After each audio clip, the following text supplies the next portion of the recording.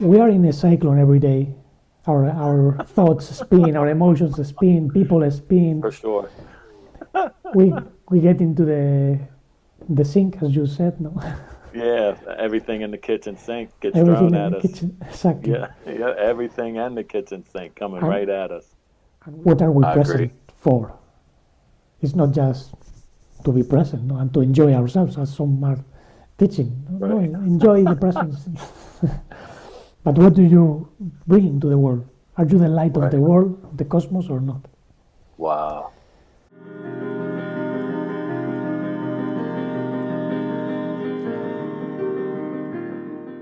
Did I show you the video of the Sufi? Well, this guy that dressed like a Sufi, he's not a Sufi, but he lives here in Madrid. He's from the north of Madrid. Let me show you. I recorded it in the encounter that we had last year, the music therapy, Sufi music Yeah. therapy. Well, you can see this guy dancing. Yeah, I remember that. He was so passionate about this dance that real Sufis gave him this dress as a present. And Oh, wow. he's doing exhibition dances for many groups. No, so he doesn't belong to a Sufi order, but well, he somehow wants to be part of that. But there is no problem, obviously. Yeah. He dances very well. Yeah.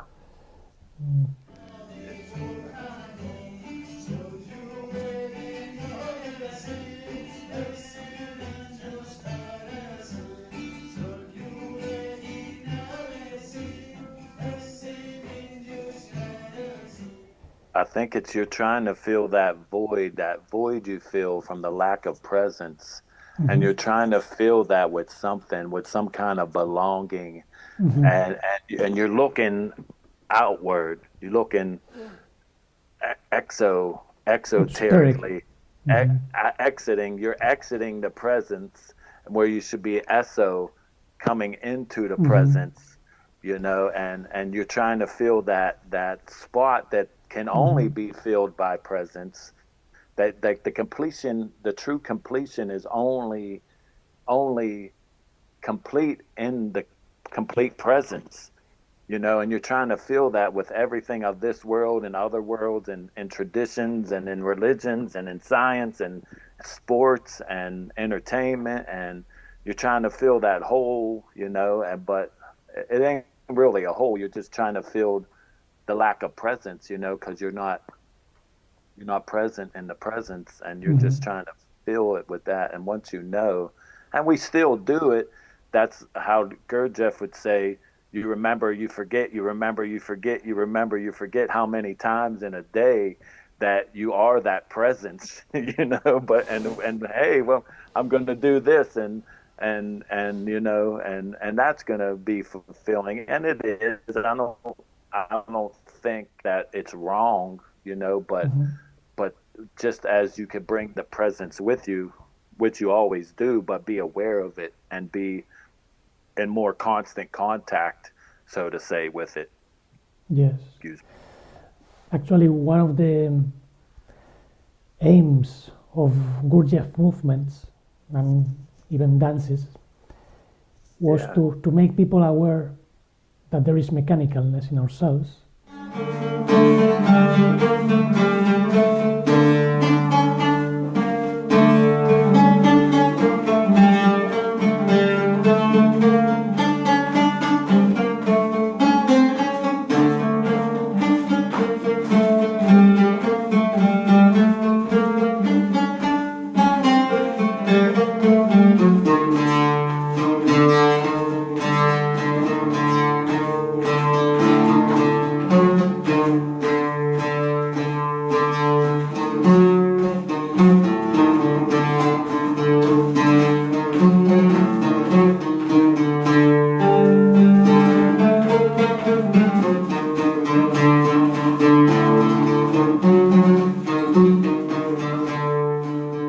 That's amazing. We don't have to be ambitious about making it constantly right, because many of the movements are impossible to nail in the first session or second session. It requires a lot of experience. But he designed movements, body movements, in order to make you aware of mental mechanicalness, emotional mechanicalness, and physical mechanicalness. And many of these dances, the dervish dance or the shamanic dance that got incorporated into Sufi tradition, the Bektasi dance, for instance, we practice those dances in that course that we did with the Sufi tradition from Oruk Gubenj. And they are different from Gurdjieff movements and dances, but you get also the feeling of connection and also getting out of mechanicalness. I have never danced or spin like a Sufi, saving the times in which in my childhood I would spin until I got dizzy and I fell to the floor. I remained there. That was typical. So even the galaxies and the stars spin. Right. In Rapture, which was Rumi's real intention. It was to get fully lost in that alignment with the stars. And he sometimes started dancing in the market and released poems of love and mercy. Nice. That's beautiful because it aligns yourself to something. Yeah. And if you notice, they spin counterclockwise. No? It's very, very typical. No? Yeah.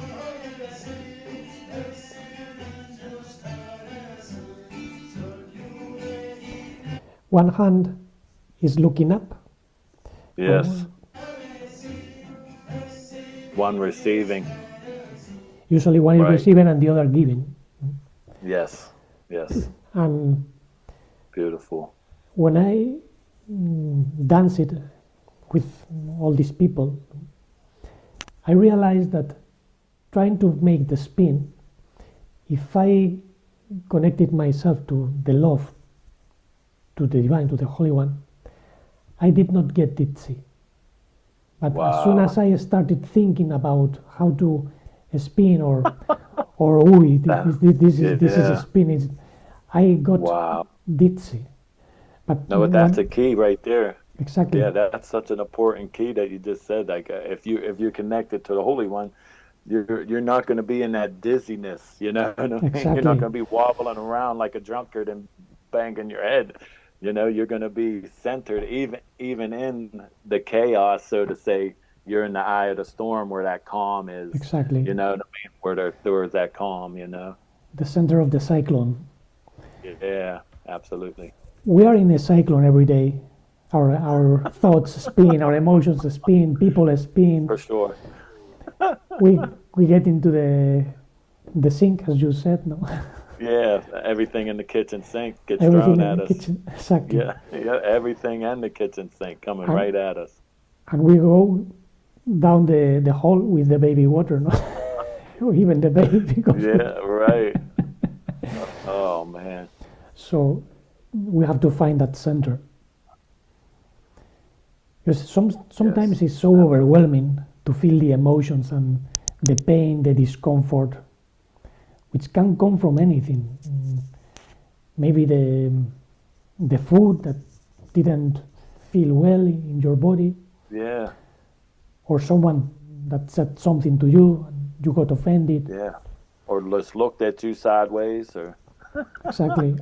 Yeah. Or this feeling of despair, which everyone feels. I don't know what to do. I feel void, or that distress, emotional distress, physical distress, and then we look for something. They will. But once you focus, once you give the mind and the body a task in the now, there is a chance to meet that center of the whirlpool. Absolutely. To find yourself. Yeah, where the delegate steward meets the master at. Exactly. Yeah.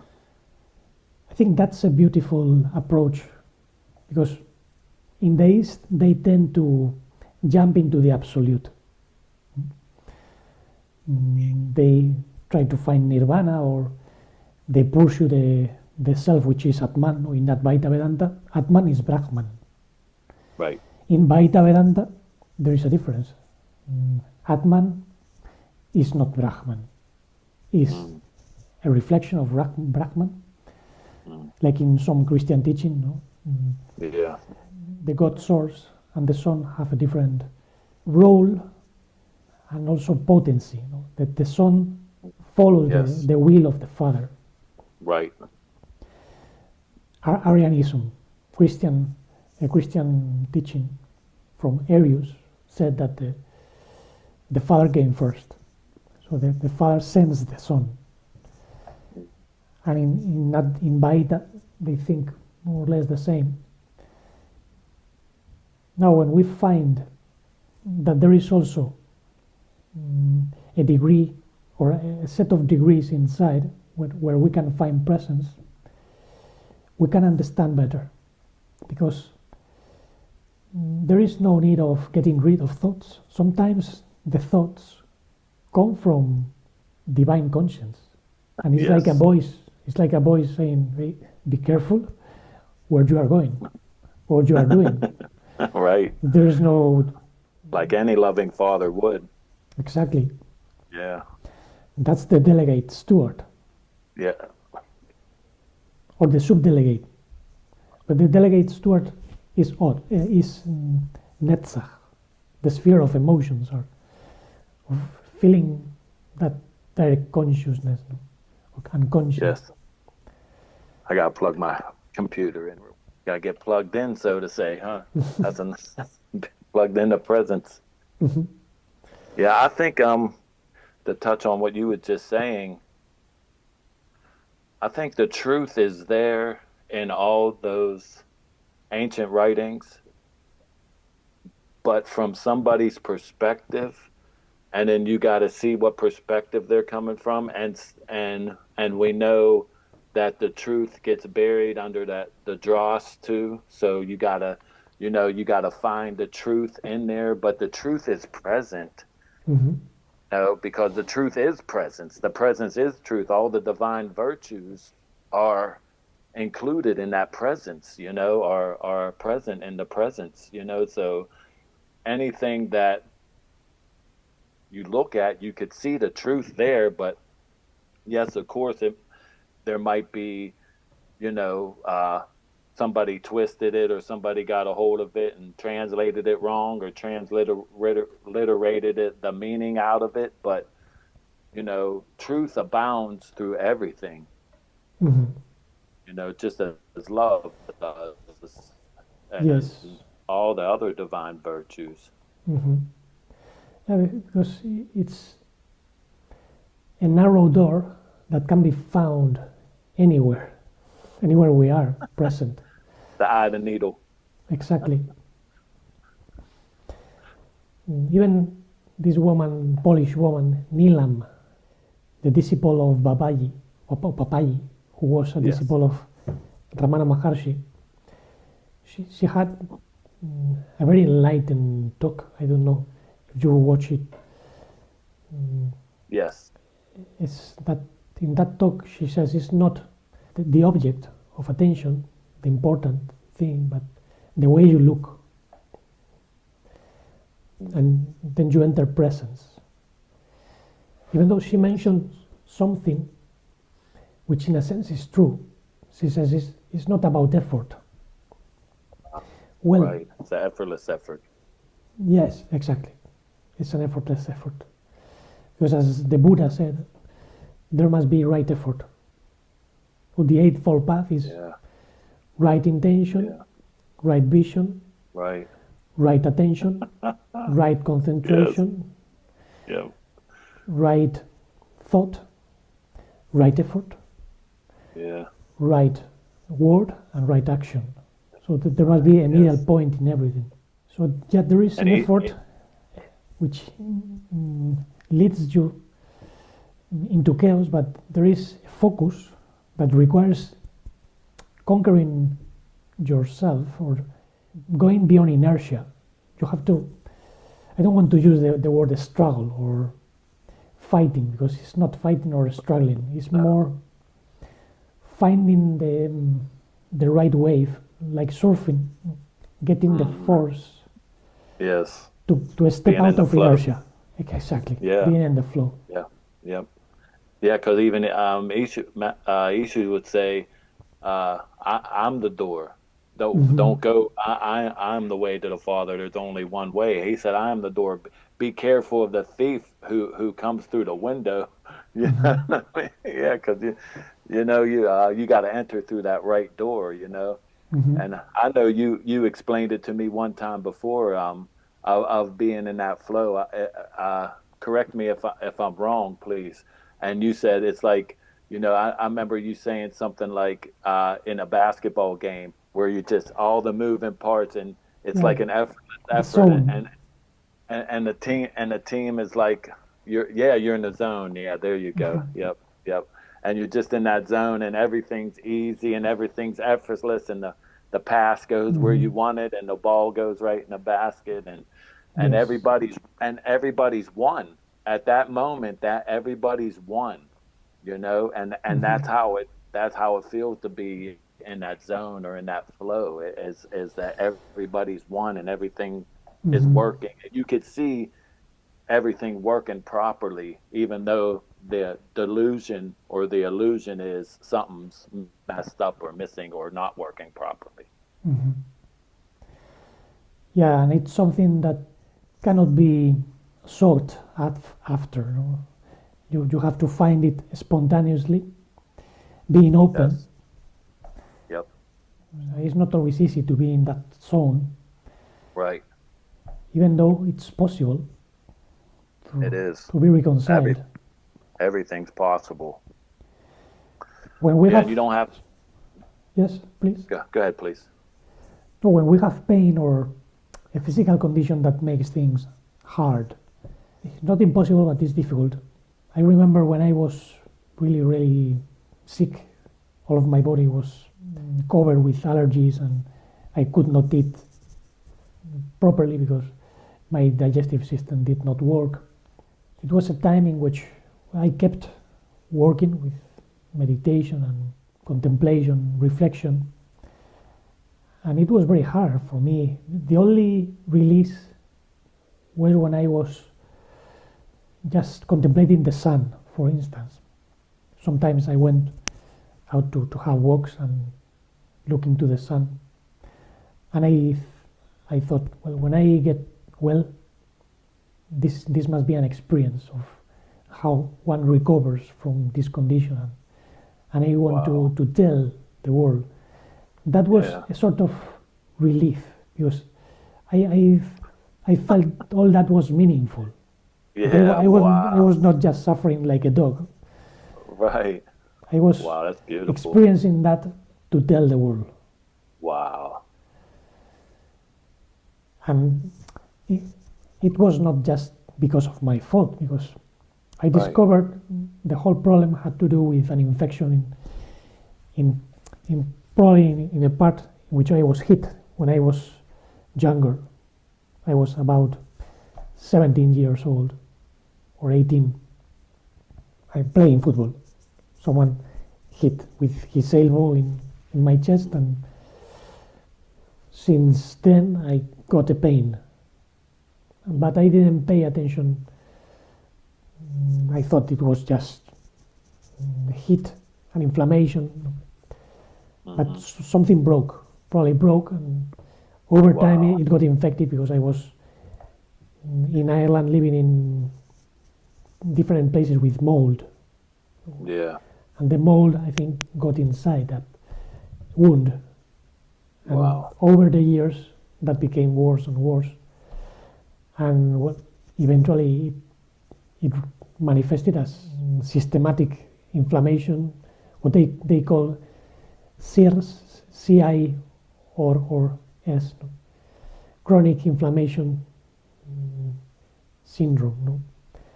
Yes. And it was very difficult for me to find healing because no one knew about it and they didn't care. So it was the Holy One who guided me. Even I saw my body from the inside.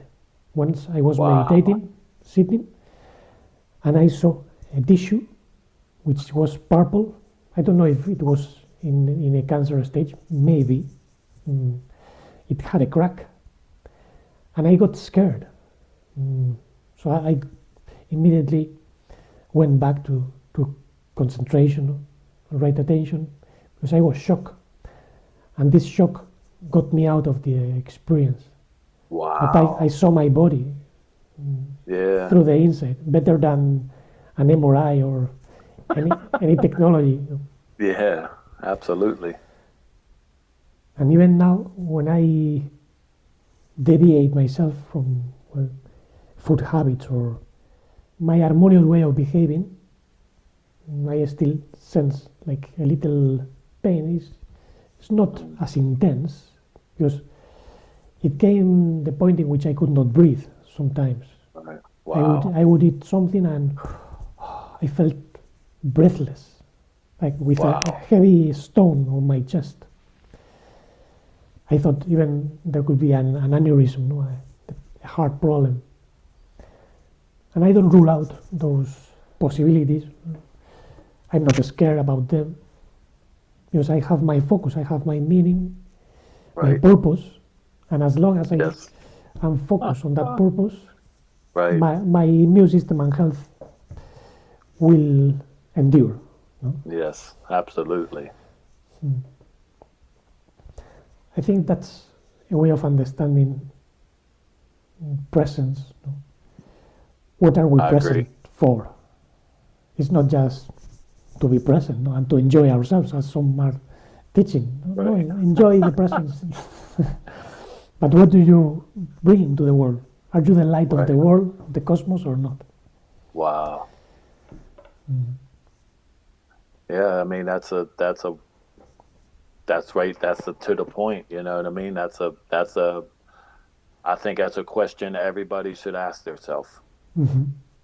Yes. You know, and it's a true and honest question. And if you could answer it truthfully and honestly, and then it will probably lead you to presence. Mm-hmm.